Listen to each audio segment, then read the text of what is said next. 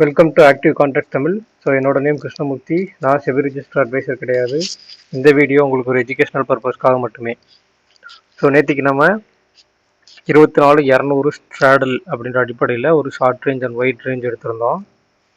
So market இன்னைக்கு அதுக்கு white ரேஞ்சோடைய பாட்டமுக்கும் கீழே நல்ல கேப் டவுன். ஸோ அதில் நிறைய பேர் நியூஸ் பேசிஸில் பார்த்துருக்கலாம். அப்போ நியூஸ் பேசிஸில் ஆர்பிஐயில் ரேட் கட் மூலயமா ஸோ உங்களுக்கு மற்ற மார்க்கெட்லாம் இறங்கியிருக்கு, ஸோ நம்ம மார்க்கெட்டும் இறங்கிருச்சு அப்படின்னு ஒரு பேச்சு வந்திருக்கலாம். ரெண்டாவது, இவ்வளவு தூரம் இறங்கின மார்க்கெட் ஏன் மறுபடியும் இறங்கலை, இல்லை ஏன் இந்த கேப் ஃபில் பண்ணல அப்படின்ற ஒரு விஷயம். அப்போ மார்க்கெட் அந்த நெகட்டிவ் நியூஸுக்கு ஒரு நெகட்டிவ் இம்பேக்ட் வந்து கிரியேட் பண்ணணும். ஆனால் அது நம்ம மார்க்கெட் மற்ற மார்க்கெட் மாதிரி இல்லாமல் நம்ம மார்க்கெட்டில் ஆப்ஷன் செல்லர்ஸ் அப்படின்ற ஒருத்தவங்க இருக்காங்க இல்லையா, அவங்களுக்கு பாதிப்பு இல்லாமல் அந்த ஒரு விஷயத்த கொண்டு வரணும். அப்போ உங்களுக்கு நம்மளுக்கு 24,200 ஸ்ட்ராடலே வந்திருந்தாலும் சரி, அந்த 24,200 புட் ஆப்ஷனை செல் பண்ணவங்க லாஸ்ட்ல இருந்திருப்பாங்க, 24,300 புட் ஆப்ஷனை செல் பண்ணவங்க லாஸ்ட்ல இருந்திருப்பாங்க. அப்போ இந்த இடத்துல அதுக்கெல்லாம் கீழே ஓப்பன் பண்ணாலும் அகெயின் மார்க்கெட் ஓப்பனுக்கு மேலே நின்று ஸோ இந்த சைட் வேஸில் போகிறதுக்கு காரணம் ஆப்ஷன் செல்லர்ஸ் வந்து லாஸை கொண்டு போகாமல், லாஸ் ஆக்காமல் அவங்களுடைய பொசிஷன்ஸை வந்து கரெக்ட் பண்ணுறது. அப்போ இங்கே அவங்க லாஸை புக் பண்ணாலும் இவ்வளோ கேப் டவுனில் அகெயின் இந்த இடத்துல பையர்ஸை ட்ராப் பண்ணி அவங்க அந்த லாஸை கவர் பண்ணியிருப்பாங்க. இதுக்கு இன்னொரு எக்ஸாம்பிள் கேட்டீங்க அப்படின்னா, இன்னைக்கு ஸ்பாட் வந்து உங்களுக்கு காலையில் ஓப்பன் ஆனதுலேருந்து ஓப்பனுக்கு மேலே தான் சஸ்டெயின் ஆயிருக்காங்க. ஆனால் அதுவே ஃபியூச்சர் எடுத்துக்கிட்டீங்க அப்படின்னா ஓப்பன் ஆனதுலேருந்து ஓப்பனுக்கு கீழே தான் சஸ்டெயின் ஆயிருக்காங்க. அப்போ இந்த ஒரு கான்ட்ரடிக்ஷன், முரண்பாடு அப்படின்ற ஒரு விஷயம் இருக்கும்போது மார்க்கெட்டில் மேக்ஸிமம் சைட்வேஸ் மட்டும்தான் நடக்கும். ஸோ ஸ்பாட் வந்து ஓப்பனுக்கு மேலேயும் ஃபியூச்சர் வந்து ஓப்பனுக்கு கீழேயும், இல்லைன்னா ஸ்பாட் வந்து ஓப்பனுக்கு கீழேயும் ஃபியூச்சர் வந்து ஓப்பனுக்கு மேலேயும் இருந்துச்சுன்னா இந்த சைட்வேஸ் அப்படின்ற மார்க்கெட்டை நீங்கள் ஈஸியாக ஐடென்டிஃபை பண்ணிடலாம். முதல் விஷயம். ரெண்டாவது விஷயம், உங்களுக்கு காலையிலே உங்களுக்கு 23,900 புட், 23,900 புட்டும் 24,000 காலும் அதனுடைய மிட் பாயிண்டான 23,950 ஒரு ஸ்ட்ராடலும் கொடுத்துட்டாங்க. அப்போ அவங்க என்ன சொல்லிட்டாங்கன்னா 24,000 23,900 வரைக்கும் இருக்கும் நடுவில் ஸ்ட்ராடல். முடித்ததுமே எக்ஸாக்டாக நம்மளுக்கு 23,951 தான் முடிச்சிருக்காங்க. அப்போ நீங்கள் புரிஞ்சுக்கணும், மற்ற மார்க்கெட் மாதிரி நம்ம மார்க்கெட் இல்லை. ரெண்டாவது, நம்ம மார்க்கெட் அந்த ப்ரைஸ் ஆக்ஷன் பேஸ் பண்ணியோ, உங்களுக்கு இண்டிகேட்டர் பேஸ் பண்ணியோ, இல்லை கேண்டில் ஸ்டிக்ஸை பேஸ் பண்ணியோ, இல்லாட்டி உங்களுக்கு சார்ட் பேட்டர்ன்ஸ் நீங்கள் இந்த போடுவீங்கல்ல, அந்த மாதிரி சார்ட் பேட்டர்ன்ஸ்லாம் ட்ரெண்ட் லைனை பேஸ் பண்ணியோ நம்ம மார்க்கெட்டு ரன் ஆகலை அப்படின்றத முதல்ல நீங்கள் புரிஞ்சுக்கணும். ஸோ இது வந்து முழுக்க முழுக்க ஆப்ஷன் செல்லர்ஸ்க்கான மார்க்கெட். ஸோ அதுக்குள்ளே நம்ம ஆப்ஷன் பையர்ஸ் எப்படி சேஃபாக போயிட்டு வெளில வரணும். ரெண்டாவது, ஆப்ஷன் பையர்ஸுக்கு ஒரு மாதத்துக்கு உங்களுக்கு குறைந்தபட்சம் 5 to 6 நாட்கள் மட்டுமே உங்களுக்கு ஒரு வாய்ப்பு நல்லா அமையும். அப்போ அந்த மார்க்கெட்டை மட்டும் நம்ம ஐடென்டிஃபை பண்ணி எப்படி உள்ளே போகிறது, மற்ற நாள் நம்ம ஒரு ஆப்ஷன் செல்லராக மாறி எப்படி ஆப்ஷன் செல்லருக்கு சாதகமான சூழ்நிலைகளை பயன்படுத்துறது அப்படின்றதெல்லாம் நீங்கள் இந்த ஆக்டிவ் கான்ட்ராக்ட்ஸ்ன்ற ஒரு விஷயத்தையும், இம்ப்ளைடு வால்டிலிட்டின்ற ஒரு விஷயத்தையும், ரெண்டாவது இந்த சினாரியோ பேசிஸ், அதாவது ஓப்பனுக்கு மேலேயா கீழேயா, ப்ரீவியஸ் க்ளோஸ்க்கு மேலேயா கீழேயா அப்படின்ற ஒரு இந்த scenario, yesterday low, weekly low, monthly low, இதுலலாம் எப்படி இருக்காங்க. ஸோ இந்த லோவுக்கெல்லாம் கீழே இருந்தாலும் மார்க்கெட் ஓப்பனுக்கு மேலே இருந்தாங்கன்னா முடிந்தது, அவ்வளோதான். அப்போ உங்களுக்கு மார்க்கெட் நல்ல கீழே லோவில் தான் இருக்காங்க, எஸ்டர்டே லோவுக்கு கீழே, ப்ரீவியஸ் க்ளோஸ்க்கு கீழே, ஒரு வீக்லி லோவுக்கும் கீழே தான் இருக்காங்க. ஆனால் இந்த இடத்துல ஓப்பனுக்கு மேலே நின்றுட்டால், அதே மாதிரி அதுக்கு ஆப்போசிட்டாக ஃபியூச்சர் வந்து ஓப்பனுக்கு கீழே நின்றுட்டால், ரெண்டுமே கான்ட்ராவாக போயிட்டாங்க அப்படின்னா அவ்வளோதான், சைட்வேஸ். இதற்கடுத்து நம்மளுக்கு கன்ஃபார்ம் பண்ண வேண்டியது இம்ப்ளைடு வால்டிலிட்டி. அப்போ இந்த இம்ப்ளைடு வால்டிலிட்டி உங்களுக்கு கீழே போயிட்டாங்க, ட்ராப் போட்டு. அப்போ நீங்கள் புரிஞ்சுக்கணும், இவ்வளோ தூரம் கீழே இறங்கி ஓப்பன் ஆன மார்க்கெட் இன்னும் கீழே போகலை அப்படின்னா அந்த இடத்துல ஆப்ஷன் செல்லர்ஸ் தங்களுடைய லாஸை வந்து கவர் பண்ணுறதுக்கு அடுத்த பொசிஷன்ஸை கிரியேட் பண்ணுறாங்க அப்படின்றத புரிஞ்சுக்கணும். ஓகேங்களா? இப்போ நாளைக்கான லெவல்ஸ்க்கு போயிடலாம்.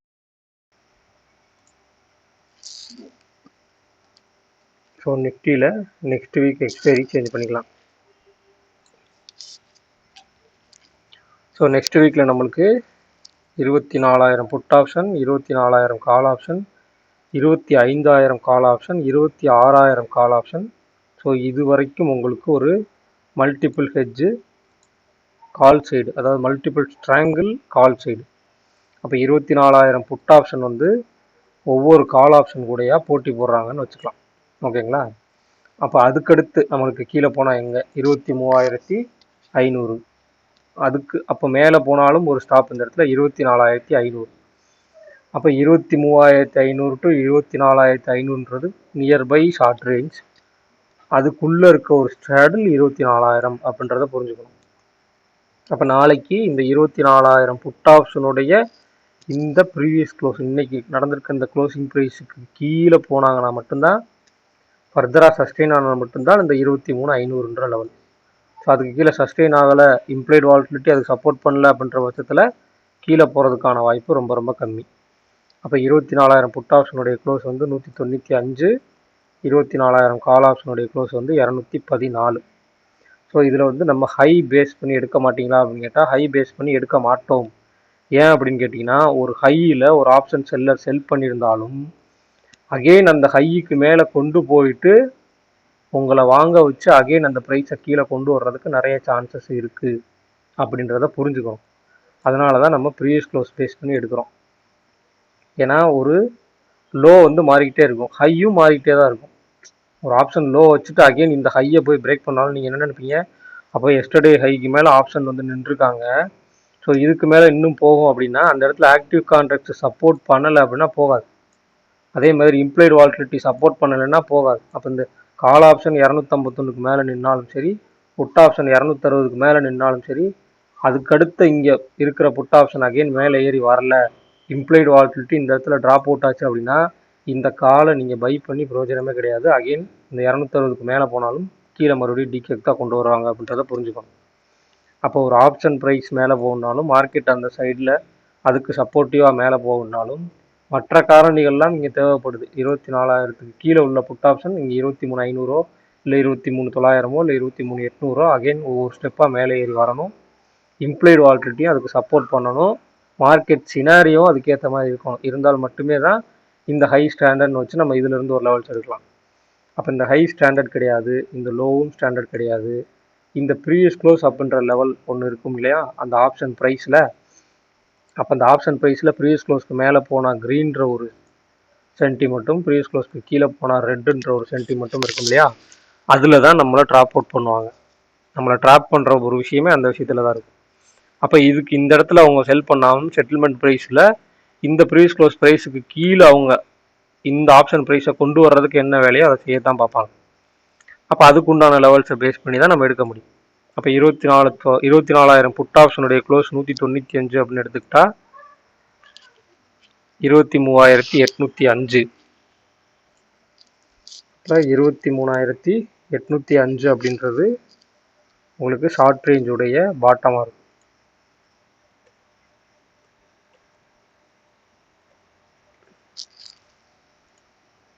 அதே மாதிரி 24,000 கால் ஆப்ஷனுடைய ப்ரீவியஸ் க்ளோஸ் 214னா 24,214 அப்படின்றது ஷார்ட் ரேஞ்சுடைய டாப். ஸோ இந்த ப்ரீவியஸ் க்ளோஸ் நம்மளுக்கு 23,951. ஓகே, அடுத்து இந்த 214 ப்ளஸ் 195 அப்படின்னு எடுத்து 409. அப்போ 24,000 ப்ளஸ் 409 24,409 அப்படின்றது ஒயிட் ரேஞ்சுடைய பாட்டம். அதுவே மைனஸ் 24,000 அப்படின்னு எடுத்துக்கிட்டிங்கன்னா உங்களுக்கு 23,591. அது வந்து ஒயிட் ரேஞ்சுடைய பாட்டம். அப்போ இந்த லெவல்ஸ், இந்த short range and wide range இதை தாண்டி போனால் தான் இந்த ஸ்ட்ராடல் ரெண்டு பக்கமும் 24,000 காலம் போட்ட செல் பண்ணவங்க பேனிக் ஆகக்கூடிய இடம். ஸோ இதில் ஷார்ட் ரேஞ்சை கடந்தால் ஒன் சைடாக செல் பண்ணவங்க பேனிக் ஆகக்கூடிய இடம். ஸோ இதைத்தான் நீங்கள் வந்து ரொம்ப ரொம்ப இம்பார்ட்டண்ட்டாக புரிஞ்சுக்கணும். ஸோ அடுத்து நம்ம பார்க்கக்கூடிய விஷயம் வந்து இம்ப்ளைட் வால்டிலிட்டி. அப்போ இந்த இம்ப்ளைட் வால்டிலிட்டியும் நெக்ஸ்ட் வீக் கான்ட்ராக்டில் எப்படி இன்னைக்கு க்ளோசிங்கில் எப்படி இருக்காங்க, இது நாளைக்கு ஓப்பனிங்கில் இருக்கும்போது எப்படியெல்லாம் டிஃபர் ஆகுது ஆர் இன்க்ரீஸ் ஆகுது, கம்மி ஆகுறாங்களா இல்லை இன்க்ரீஸ் ஆகுறாங்களான்னு பார்க்கணும். இப்போ call option side 16, put option side 15 அப்படின்னு எடுத்துக்கிட்டா இதில் ஒரு சின்ன கரெக்ஷன் உங்களுக்கு இதிலே ஈஸியாக கண்டுபிடிச்சிடலாம். Call option 16, put option 15.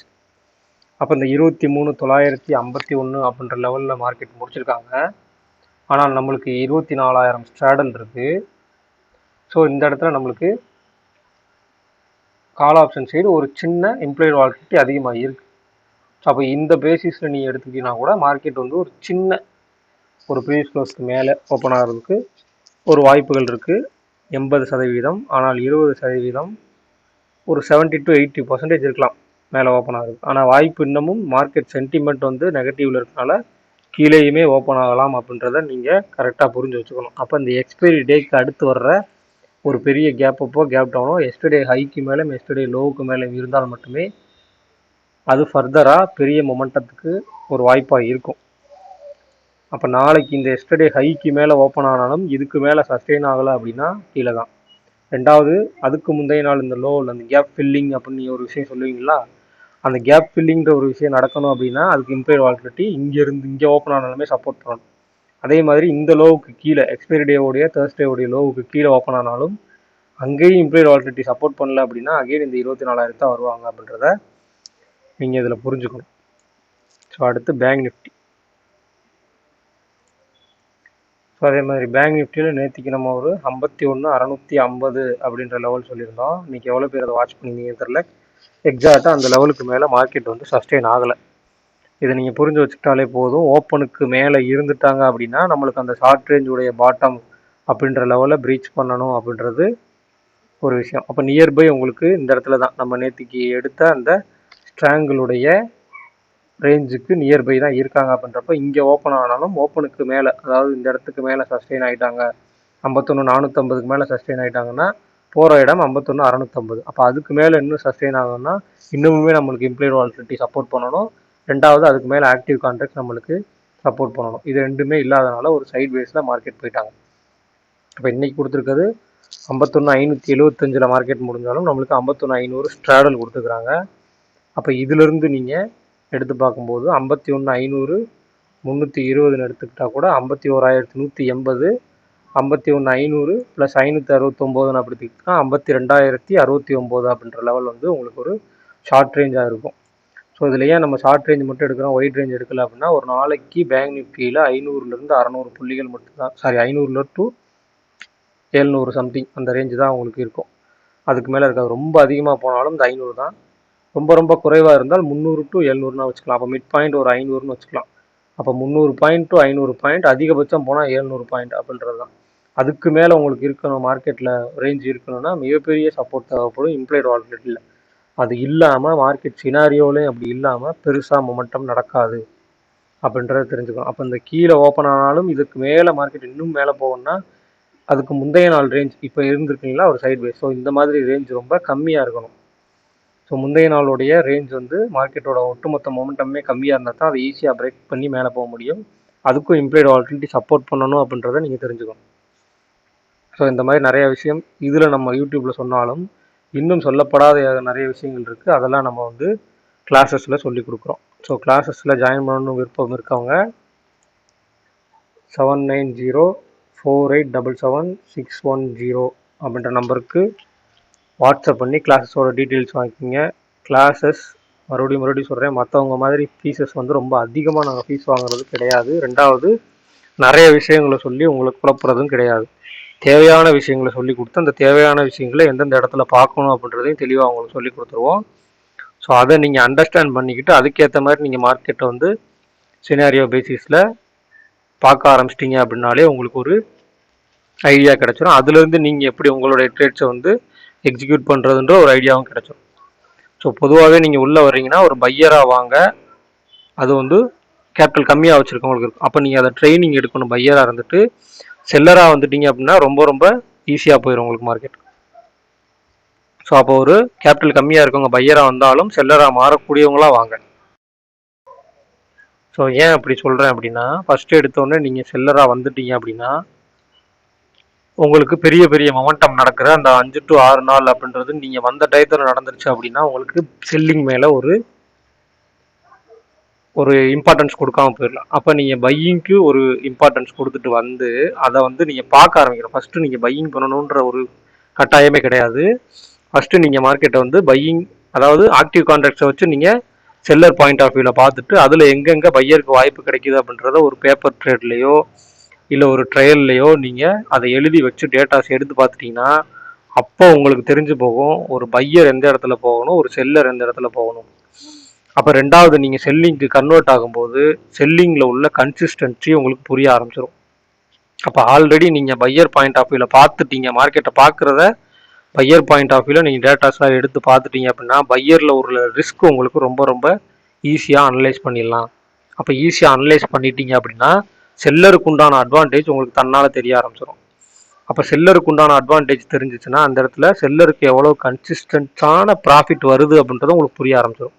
So நீங்கள் பையராக இருந்துட்டு மாதத்தில் 5 நாளும் 6 நாளும் நடக்கக்கூடிய அந்த பெரிய மொமெண்டத்தில் நீங்கள் போய் ஒரு நாள் லாஸோ ஒரு நாள் ப்ராஃபிட்டோ எடுத்து ஓவரால் உங்களோட ஆர்ஓஐ வந்து டோட்டலாக மைனஸில் இருக்கிறத விட செல்லராக நீங்கள் இருந்து டெய்லியுமே கன்சிஸ்டண்ட்டாக ப்ராஃபிட் எடுத்துட்டீங்க அப்படின்னா தான் அது உங்களுக்கு காலத்துக்கும் அது ஒரு ஸ்ட்ராட்டஜியாக நீங்கள் பில்ட் பண்ணி மார்க்கெட்டோட நீங்கள் தொடர்ந்து பயணம் பண்ணுறதுக்குரிய ஒரு வாய்ப்பாக இருக்கும்.